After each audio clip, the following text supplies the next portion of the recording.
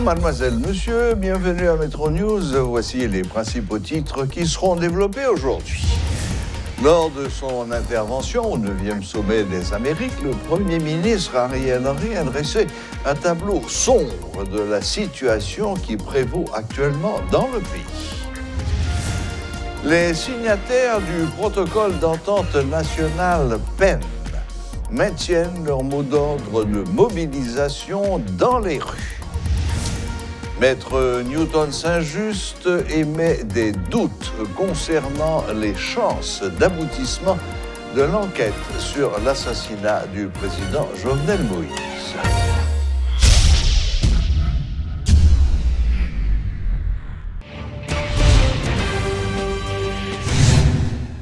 Lors de son intervention au 9e sommet des Amériques, le Premier ministre Ariel Henry a dressé un tableau sombre de la situation qui prévaut actuellement dans le pays.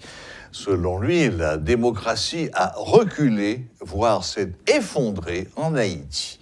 Présentant la situation actuelle du pays où les gangs terrorisent la population, le chef du gouvernement appelle les autres pays de la région à honorer leurs promesses vis-à-vis d'Haïti afin de construire un avenir durable et équitable. Par ailleurs, le docteur Ariel Henry a plaidé en faveur d'un traitement humain des migrants haïtiens qui sont obligés de quitter leur pays à cause des troubles sociopolitiques. Monsieur le Président de séance, chers collègues, j'en parle avec d'autant plus de conviction que j'ai la lourde responsabilité de diriger un pays qui a fait l'histoire. Un pays construit par des pères fondateurs qui ont combattu pour que tous les hommes naissent effectivement libres et égaux en droit, quelle que soit leur race. Je parle de démocratie, je parle de construction de l'avenir parce que dans mon pays, la démocratie a reculé et que l'avenir paraît sombre et le restera si nous ne faisons rien pour poser aujourd'hui les bases pour un lendemain meilleur. Vous le savez tous, le président de la République qui m'a nommé Premier ministre a été odieusement assassiné au lendemain de ma nomination. J'ai le sentiment désagréable que ceux qui ont conçu et financé ce plan macabre courent toujours et échappent encore à notre système judiciaire. Je ne suis pas venu ici pour me plaindre, mais je crois que dans notre volonté de construire ensemble un meilleur avenir pour tous dans la région, vous devez avoir une idée exacte de ce qui se passe aujourd'hui dans mon pays et de ce que j'entreprends pour y remédier. Mon pays est actuellement soumis à une insécurité alimentée par des gangs armés qui volent, qui violent, qui tuent et kidnappent des nationaux aussi bien que des étrangers.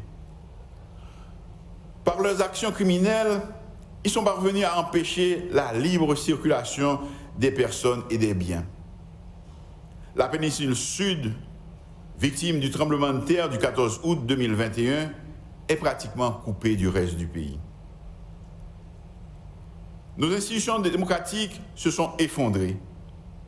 Cela fera bientôt une année que depuis je suis à la tête d'un gouvernement de consensus issu d'un accord politique entre des forces politiques antagoniques et des secteurs de la société civile. Et je continue sans relâche à parler à mes compatriotes pour tenter d'élargir ce consensus en ralliant plus de groupes sociaux autour d'un plan conçu pour ramener les institutions du pays à un fonctionnement normal et pour restituer le pouvoir à des élus librement choisis par le peuple haïtien dans le cadre d'élections libres et transparentes. L'instabilité liée à une insécurité insupportable rend illusoire toute velléité de construire cet avenir durable, résilient et équitable. La conséquence immédiate pour nous est un ralentissement de l'activité économique, une inflation importée, la fuite massive de nos jeunes et de nos cadres vers d'autres pays de la région et une difficulté à envisager l'organisation rapide des élections et la transmission du pouvoir à des élus. L'immigration illégale en provenance d'Haïti, qui affectait uniquement quelques pays limitrophes, s'est maintenant étendue à l'ensemble des pays du continent. Les migrants haïtiens, dans leur quête de mieux-être, prennent tous les risques pour atteindre un pays d'accueil. Haïti accepte toujours de coopérer avec les pays de la région qui veulent rapatrier les immigrants illégaux. Mais je continuerai à plaider pour qu'un traitement humain, respectueux de leurs droits fondamentaux, leur soit réservé. Je crois que l'accent doit être mis en particulier sur la recherche de solutions concrètes et durables aux problèmes qui poussent les migrants à partir de chez eux. En Haïti, ces problèmes ont pour nom la misère, le chômage, l'absence d'opportunités pour les jeunes, les inégalités, l'insécurité et l'instabilité politique. Ces phénomènes ne sont pas spécifiques à Haïti. Mon pays, comme d'autres dans la région, ont besoin d'investissements massifs, créateurs d'emplois stables, et se doit d'offrir à notre jeunesse et aux candidats à l'immigration illégale des opportunités et des raisons d'espérer un avenir meilleur. Ils en ont besoin pour fixer leurs citoyens et les faire retrouver l'envie de rester dans leur pays, pour y construire cet avenir et être heureux d'y vivre. C'est ce que j'appelle la sédentarisation des citoyens dans leur pays. Monsieur le Président de séance, chers collègues, pendant ce 9e sommet des Amériques, nous avons entendu beaucoup de propos encourageants et des promesses généreuses. J'ai la conviction qu'en dépit d'une conjoncture difficile, le pessimisme de l'intelligence doit céder la place à l'optimisme de la volonté. Haïti croit qu'il est de notre intérêt dans cet hémisphère de tout faire pour tenir nos promesses et qu'ensemble, nous pouvons effectivement construire un avenir durable, résilient et équitable.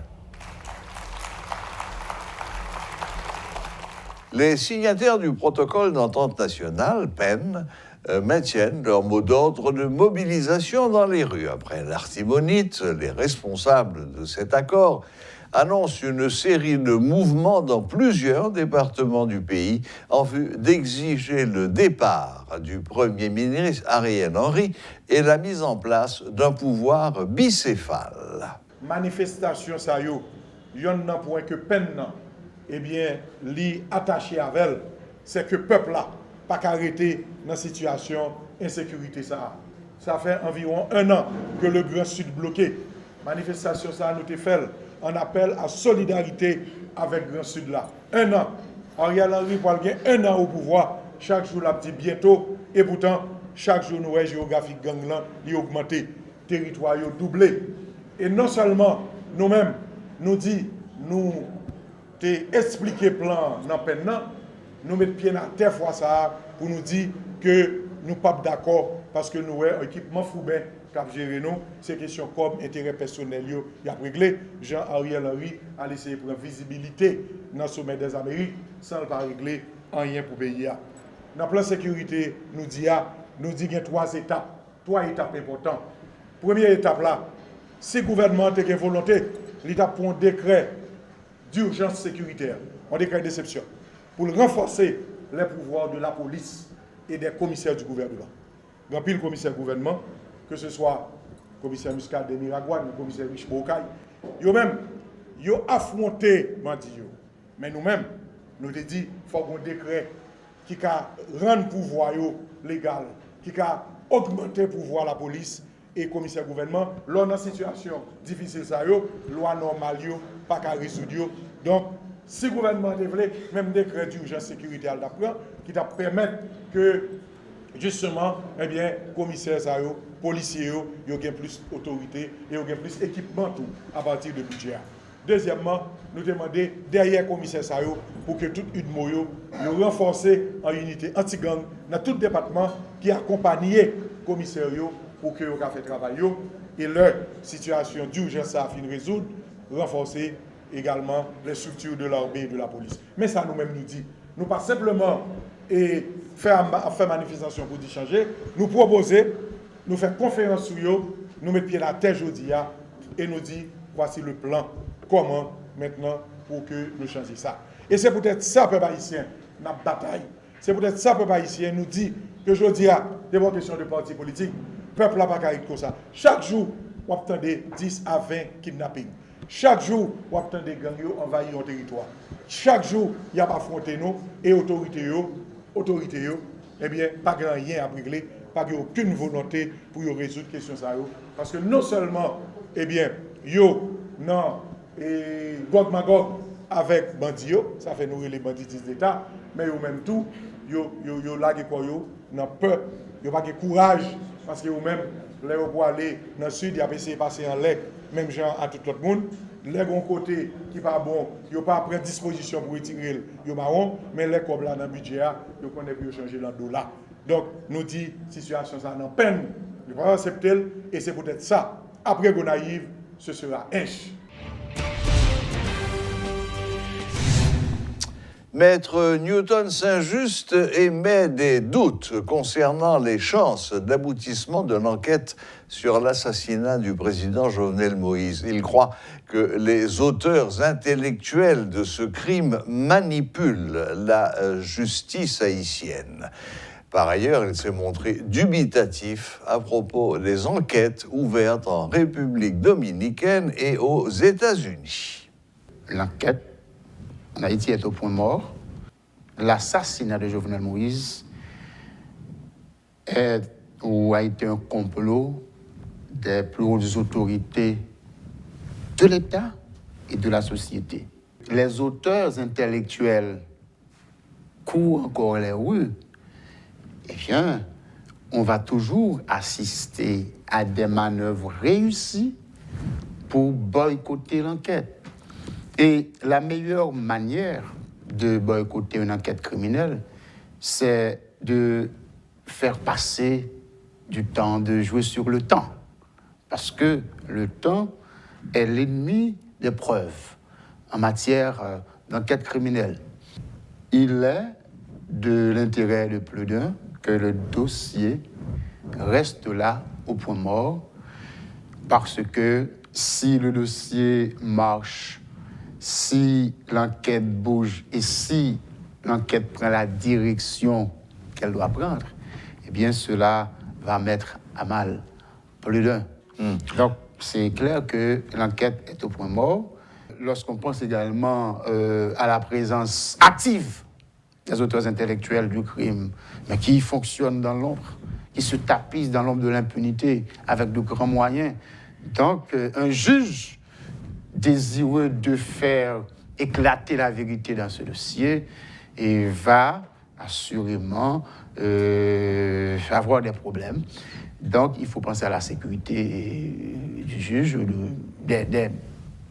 pas seulement du juge, mais le juge va faire appel à la police judiciaire, donc aux auxiliaires de la justice, et qui seront impliqués et qui sont déjà impliqués dans ce dossier. Depuis la demande de l'application de la CIPA, c'est-à-dire Classified Information Procedures Act, c'est une procédure qui permet de mettre sous scellé certains documents, certaines preuves, ou de ne partager qu'une partie de ces preuves avec la défense, et la défense ne peut pas les rendre publiques. Donc, c'est une procédure prévue par la loi américaine depuis les années 80. Mais dans ce dossier, l'application de la CIPA veut dire très clairement que des officiels américains ont participé à la planification et l'exécution de ce crime. Certainement, on connaît certains noms, je les ai déjà répétés ici, Arcangel Pretel, qui travaillait pour les services secrets américains, ainsi qu'Antonio Intriago, qui était en Haïti 2 semaines avant le crime, qui s'est même rendu à l'ambassade américaine pour un briefing, pour utiliser ce mot anglais. Donc, il est clair, j'avais ces suspicions, c'est pour cette raison que j'ai écrit au secrétaire d'État américain le 18 avril pour lui demander de prendre en compte. Et ces personnes-là, ces citoyens américains qui ont travaillé pour les États-Unis, et ce qui est bizarre dans cette affaire, c'est que les Américains, à travers le FBI, sont allés jusqu'en République dominicaine, à la Jamaïque, pour arrêter Palacios, Jarre et John Joel Joseph, alors que Antonio Intriago, Arcangel Pretel, Ortiz et Walter Bentemilla sont à Miami. Et certains disent les voir régulièrement se baigner. Vous savez qu'il y a de très belles plages là-bas. Et la question également qu'on se pose, la CTO au Worldwide Capital Lending Group, 2 institutions qui appartiennent à ces messieurs, ces institutions ont été engagées pour planifier et exécuter le crime, mais ces institutions devaient être considérées comme des institutions criminelles, des organisations terroristes. Mais elles fonctionnent encore. Donc, tout cela, ce sont des éléments qui montrent très clairement que les Américains ne sont pas en quête de la vérité, toute nue, mais d'une certaine vérité allant dans le sens de leurs intérêts. Lancement ce vendredi 10 juin d'une série d'activités au sein de la faculté d'ethnologie. Les étudiants veulent dénoncer ce qu'ils appellent le banditisme d'État auquel le pays fait face. Ce phénomène n'est pas sans impact sur le fonctionnement de la faculté. Des étudiants qui habitent dans des zones prises en otage par les gangs ne peuvent plus aller au cours. Jeudi, qui c'est vendredi 10 juin 2021, la Cour choisit lancer dans la faculté d'ethnologie en dividende l'activité. Parmi eux, nous avons une conférence débat, nous avons un point de presse qui est actuellement là, et puis une activité culturelle. Ensemble d'activités, ça a lancé dans le cadre et pour nous continuer à prendre position pendant nous dénoncer et puis demander justice pour ensemble des gens qui sont victimes de la société. C'est un ensemble de problèmes que les camarades qui étaient là avant nous ont posés, c'est toujours là. Et si nous avons bien regardé dans l'espace faculté d'ethnologie, pas de cafétéria. Si on a là qui sans manger et il pas gain comme pour acheter manger $50 $40 dehors à travers la cafétéria il ka pi bas prix pour lui pas une cafétéria dans faculté et l'autre bas et tout ou je une bibliothèque là qui quasiment vide pas presque livre là dedans vraiment et faculté a un principe chaque année chaque promotion qui entrer de chaque monde qui a venu doit bailler un livre à faculté. Mais bibliothèque là pas de livre. Nous pas un côté livre ça fait. Pas de laboratoire de l'université. Donc il y a pas qui pire dans faculté de l'université, ça plus minime non. Pas cacher une toilette. Parce que vous parlez d'insécurité, c'est si rive champ de masse là et puis on est capable de les âmes sur mon béral en bout de couteau, il dit mon chef bon téléphone ça sur. Là capable dans situation de sécurité. Mais là ça n'a vivant dans le pays c'est nous dans une situation de violence et de banditisme d'État. Côté tout quartier populaire yo gangsterisé parce que population pas ka sortir pour faire passer revendication sans pas parler d'insécurité là et c'est nous-mêmes étudiants dans l'université de l'État particulièrement nous victimes de ça en pile donc on pas quatre camarades qui pour sortir Carrefour pour venir suivre cours yo obligé à dormir dans espace là et ça pas intéresser ni droit moun ça pas intéresser ni rectorat université ça pas intéresser ni gozotobré qui dit dans la société civile.